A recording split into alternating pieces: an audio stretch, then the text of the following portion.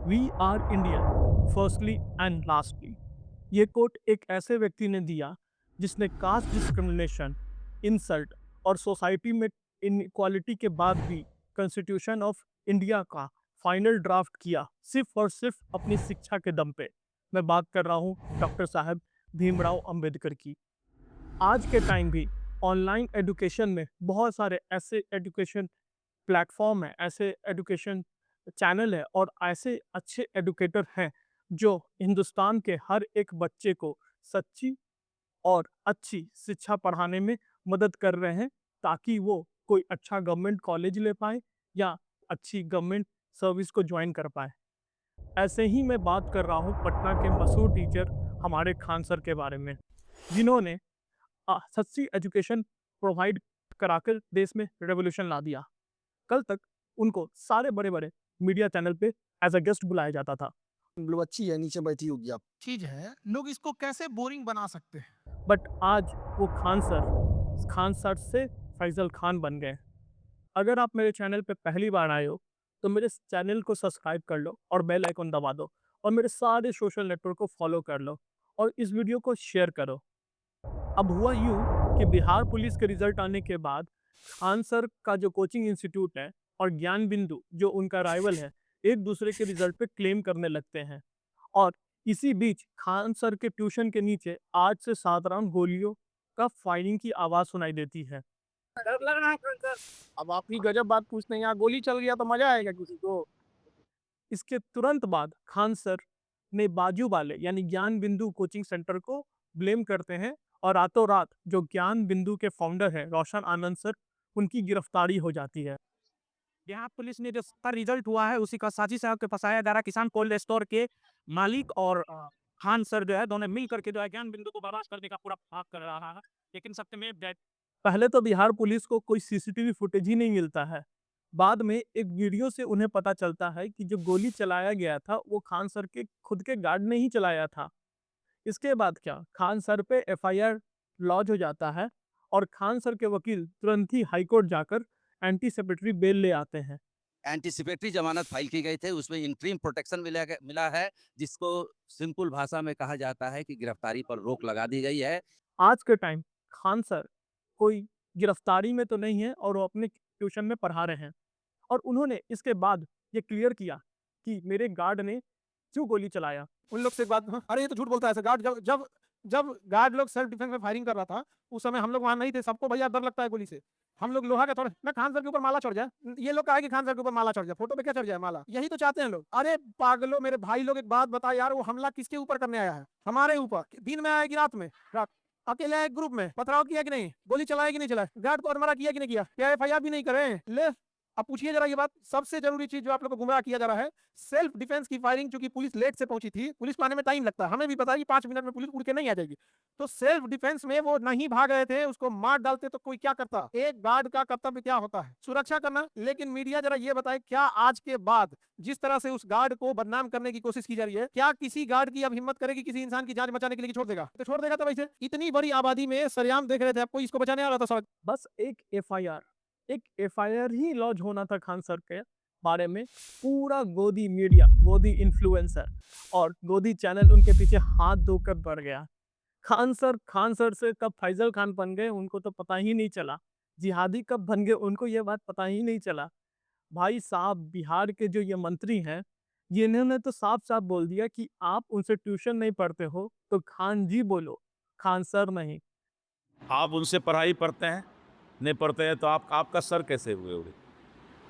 खान जी आप बोलिए ना मत। हालाँकि इन मंत्री साहब पे खुद ही भ्रष्टाचार और मर्डर का चार्ज लगा हुआ है। आरोप लगा रहे हैं कि राजेश शाह की 2007 में हत्या हुई है। पुलिस ने एफआईआर किया है, थाने का डायरी निकाल कर देख लीजिए। लोअर कोर्ट ने उसमें कॉन्फिडेंस लिया है। दिलीप जायसवाल नेम्ड मर्डर के एक्यूज्ड हैं। हर वीडियो में अपने फॉलोअर से पैसे मांगने वाला ये सस्ता जॉनी डेप हो या फिर चूहे जैसी शक्ल वाला ये नकली केजरीवाल, चाहे या फिर ये टकला जो हार्डकोर राइट विंगर अपने आप को बताता है। इन्होंने खान सर को आज के टाइम आतंकी, जिहादी और क्या-क्या नहीं बता दिया। इस फैजल खान के पास हजारों हिंदू लड़कियों का बायोडाटा है, मोबाइल नंबर, ईमेल आईडी, आधार कार्ड का एड्रेस से लेकर सब कुछ। और मुझे तो लगता है ये फैजल खान वो सारे डाटा कहीं ना कहीं गलत जगह पे भेजेगा। अब इन्हें क्या पता कि समाज सेवा करना और निभाने में डिफरेंस क्या होता है।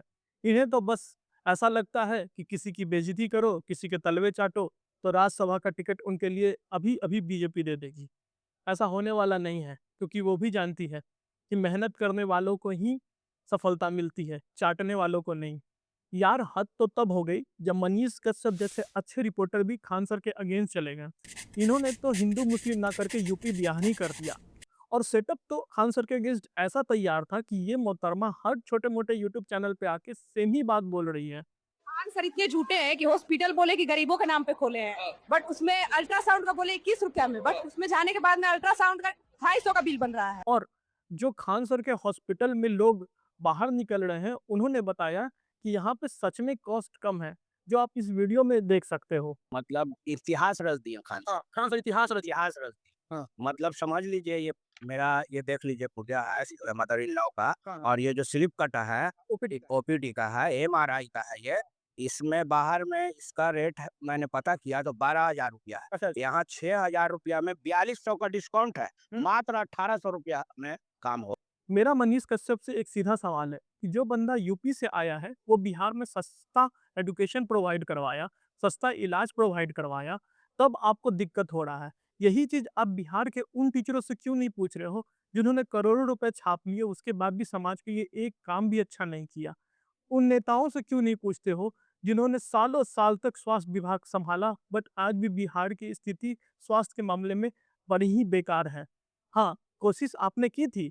आपको तो याद ही होगा पटना का पीएमसीएच इंसिडेंट, जहां गोदी इन्फ्लुएंसर और मनीष कश्यप जैसे रिपोर्टर पीछे नहीं हुए, तो भला हमारा गोदी मीडिया कैसे चुप रहने वाला था। तो रातों रात उन्होंने खान सर का नाम बदलकर फैजल खान कर दिया, और वही मौके का सही इस्तेमाल करते हुए इंडिया टुडे ग्रुप और मैं हूँ अंजना मोद। खान सर के ऊपर 2 करोड़ का डिफर्मेशन केस भी लॉक कर दिया, ये बोलकर कि वो हमें चाटुकार और दलाल बोलते हैं, जो हमारे रेपुटेशन को धक्का पहुंचाया है, और ये भी बोलते हैं कि हम फेक न्यूज़ फैलाते हैं। हाल ही में मैडम, हाल ही में जो आपने रिपोर्टिंग की, उसके अगेंस्ट ने एम्बेसी ऑफ ईरान ने साफ-साफ लिखा कि ये फेक न्यूज़ है, और आप बोलते हो कि आप फेक न्यूज़ नहीं बनाते हो। अरे आप रहने दो मैडम। आप लोगों ने ना देश में नहीं विदेश में नाम खराब किया है। 2000 के नोट में जो चिप ढूंढ रहे थे, आज तक वो मिला कि नहीं? नहीं जो एम्बेसी ईरान में 20 सालों से थी नहीं, वो मिला कि नहीं? नहीं दुबई की बिल्डिंग भी आप लोगों ने ऐसे करके कुछ उड़ाया था, जो आज बड़ी सेफ है। कुछ हुआ कि नहीं? तो मैडम मान लो, ऐसे ही आपको गोदी मीडिया और चाटुकार नहीं बोलते हैं। केस को वापस लो और मामला को रफा-दफा करो। जितना लंबा जाएगा, उतनी पहली जाओगी। इस पूरे इवेंट के बाद बीएफएस, जो बिहार का फायर सेफ्टी डिपार्टमेंट है, वो खान सर के ट्यूशन के ऊपर फायर सेफ्टी का इंस्पेक्शन करता है, और खान सर को नोटिस भी थमा देता है। अब ये वही बीएफएस है जिसने पिछले बार एक सरकारी बिल्डिंग में आग लगने के बाद, वहां पे फाइल जलने के बाद तमाशा देखते रहे, बट आग को बुझा नहीं पाए। करोड़ों का भ्रष्टाचार इनके सामने जल के राख हो गया। यही होता है जब आपके राज और अपने देश में ना भ्रष्ट नेताओं का बोलबाला हो, अच्छे लोगों का नहीं। तो आप क्या सोचते हो इस बारे में? प्लीज कमेंट करो और अपनी राय बताओ, और वीडियो को शेयर करो और चैनल को सब्सक्राइब करो। तब तक के लिए जय हिंद, जय भारत, वंदे मातरम। तू हिंदू बनेगा न मुसलमान बनेगा, इंसान की औलाद है इंसान बनेगा।